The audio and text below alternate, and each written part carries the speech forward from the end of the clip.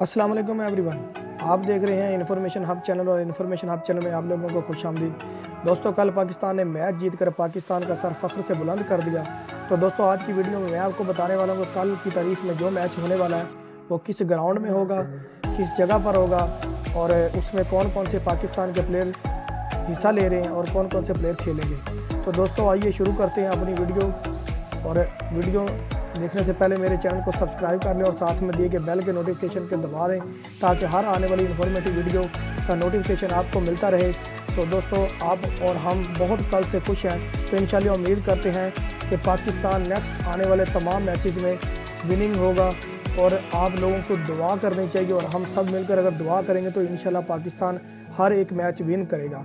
तो दोस्तों, पाकिस्तान होने के नाते हमारा हक बनता है कि हमें पाकिस्तान के मैचेस को देखना, उनके शेड्यूल को वॉच करना और फिर उनको अच्छे तरीके से देखना और इसके लिए दुआ करना कि पाकिस्तान विन करे।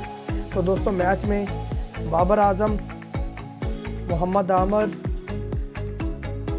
शाहीन अफरीदी, शुएब मलिक, हसन अली, उसके साथ फ़खर जमान के साथ मोहम्मद हफीज़, सरफराज अहमद, शादाब खान, हमाद वसीम, वहाब रियाज, मोहम्मद हसनैन, आसफ अली, हारिस सुहेल, इमामुल हक।